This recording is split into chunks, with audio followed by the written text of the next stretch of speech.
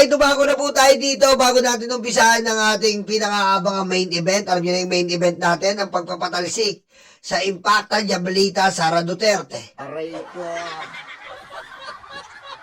Okay, dito na po tayo. Ito na nga po, gaya po ng tinalakay ko sa inyo, hindi naman tayo matalino dito. Medyo pinag-aaralan lang po natin ang mga sitwasyon. Gaya nga po ng ito pong excise tax ay tinalakay na po natin ito. Pero napakaganda po ng ginawa ng presidente. Ha? Ito pong Marcos Jr. removes excise tax in LPG kerosene. Bakit ito po? Ang dami po nagtatanong sa akin, bakit hindi yung diesel nyo, no? Hindi yung gasolina. Alam nyo ba kung bakit? Alam nyo kung bakit? Hindi ko rin alam eh. Aray ko. Aray ko.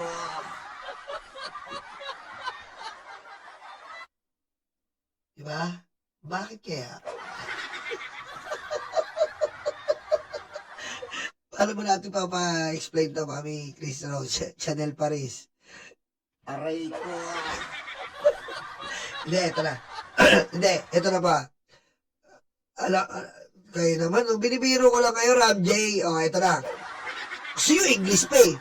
Okay, I believe that our president, removes excise tax, LPG and kerosene first. Okay? And not the diesel or gasoline, because this LPG and kerosene is a direct need of our poor people. This is a direct need, primary needs of our poor people like us. For example, in the morning, when you wake up, okay, you gonna make a coffee. You're gonna press the LPG to boil a water. And then, you're gonna pour the coffee and the boiling water. Aray ko.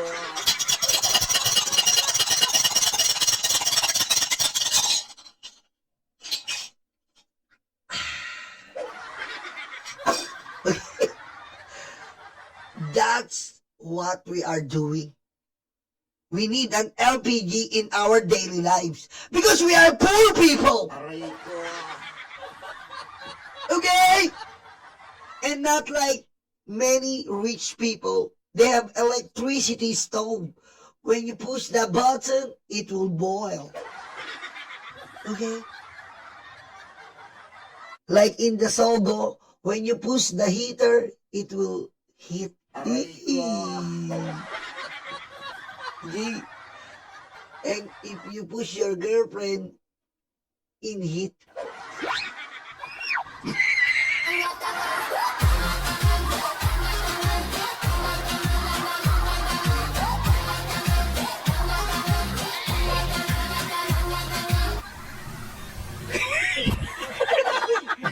I love you, Mami Chris Rose. Thank you, pangkape mo, Nyolo Boy. Kulang ka sa caffeine. Love you.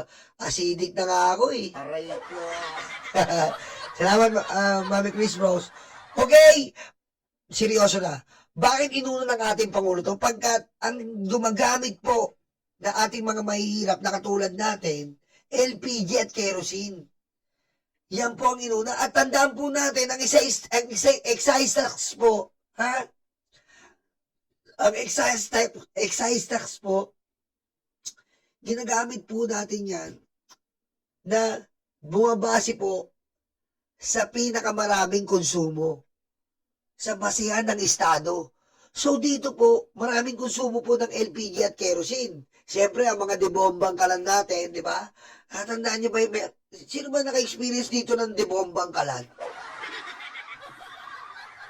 Di ba? Ako po, nakadibombang kalan kami dati. Gaganon-ganon na. Ya. Tapos, bubuksan mo ngayon. Lalabas yung kerosene. Diba? Parang masagway. Ayoko po ngayon, parang masagwa kasi yun eh. Di ba pare? Hindi pa. Kasi pag kinuwento ko po ng parang salitang kalye, ito. Kasi, parang masagwa eh.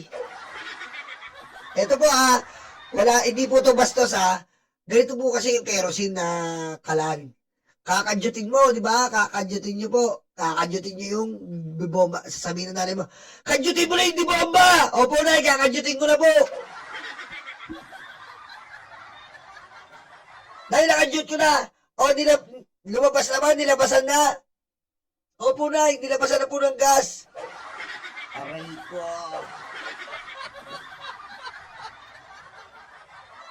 O, sindihan mo na. Opo, nay. Nilabasan na pala eh. Opo, nay. Aray ko.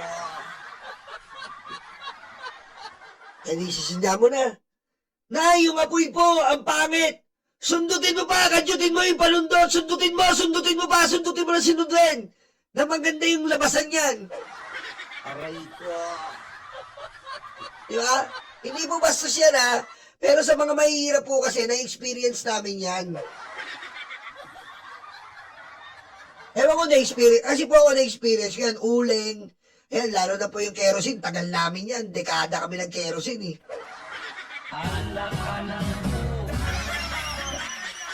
Di ba? Kita mo, yung mga natatawa po yung naka-experience di ba? Ganun po. Pag kinadyut nyo po yung di bomba, kadyutin mo. Sasabihin na kadyutin mo. Kakadyutin mo yun.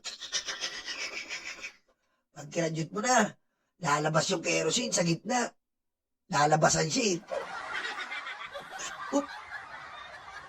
Sabihin na natin mo, nilabasan na ba? Basa na ba? Opo, nay, basa na siya. Kunin mo yung posporo. Sindihan mo na. Ayan, nay. Ayan po, nay. Ayan. Ayan, nay. Okay na po. Aray ko. Kaso, nasa gilid lang po yung apoy, nay. Sundutin mo ba? Sundutin mo! Okay. Sinundot ko na, nay. Ano mo? Ano nangyari? Ang ganda na po, ang ganda na. Aray ko. Diba? Ganun yan. Nakakaintindi niya, yung mga nagkadabomba. Ganun po yung dati, di ba? Di bomba. Di ba? Tapos, patayin mo na, patayin mo na. Buksan mo yung buksan mo yung bilog. Di ba? Aray ko. Classic yan. Meron pa tayong di uling. Uling, yan, uling. Yan mga classic natin, 90s yan eh. Di bomba. Kaya uso sunog eh. Yung lola ko, mayaman yung lola ko, nakakuryente yun eh. Yung yung bilog, nakadi-kuryente, yung gano'n yung gano'n po, yung bilog, kulay puti. Aray ko. Ay, silaksa ko. Ang lakas sa kuryente. Okay, ito na. Inalis po. Kasi po ang LPG, inuna ng Pangulo, kasi nga po, yan po ang una, primary needs ng ating mga kababayang mahihirap. Yan po, LPG at kerosene. Diba? Lalo po yung mga naka-super kalan. Ang pahal po ng LPG ngayon, 1.5 po. Aray ko. 1.5. 1.5 po, 1.5. Kaya nga yung tapsilugan ko, pinasara ko muna, wala po talagang kita. Sarado po ang ating tapsilugan. Sa mga umorder po ng tapsilog at itlog ninyolo, wala po tayo muna. Ngalang mahal po. Okay, at dito po tayo. Siyempre, eto na po. Ten-tararan! Ten-ten-ten-ten! Ten-tararan! Natangkad pa pala ako dito. 5'1" lang pala to. Putik, tutungkuran ka lang sa noo to eh. Aray ko. Inaresto po si Kiko Barsaga, ang tanga-tangang congressman. Yan.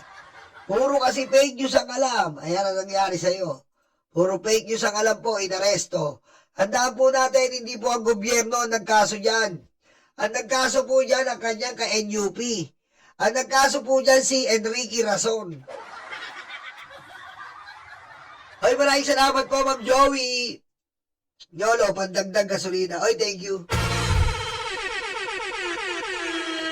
Thank you po, Ma'am Joey. Salamat.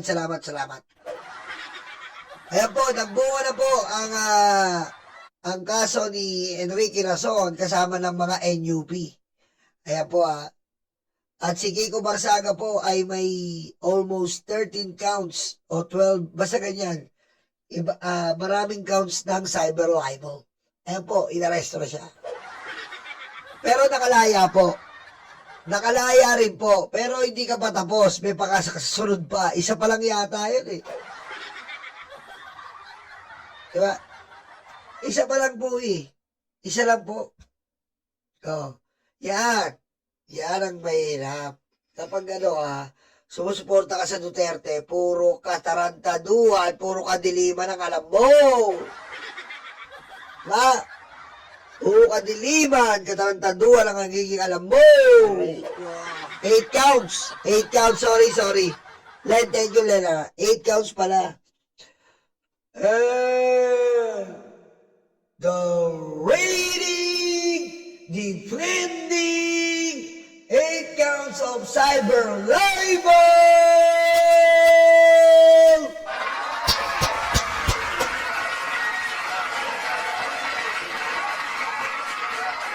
Hondas Marinas Cavite. Higo Barsaga.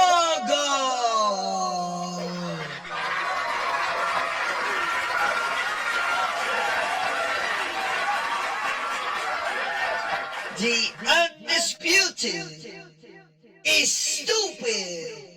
Higo Barsaga. Aray ko.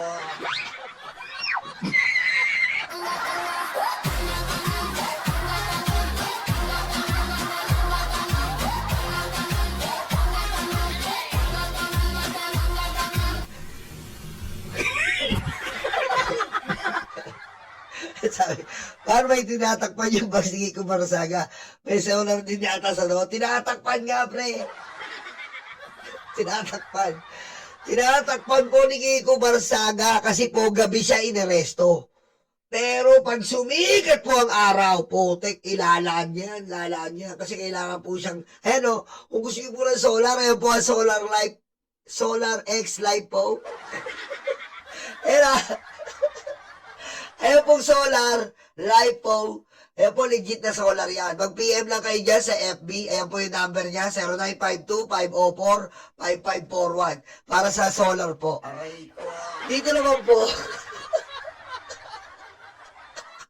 Dito po, mahina yung caption nito. Kaya mahina ang ulo eh. Mahina. Kasi konti lang po yung panel.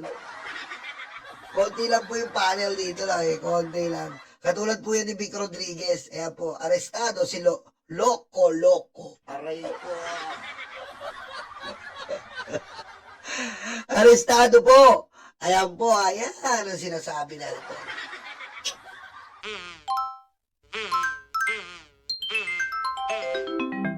Kakulango.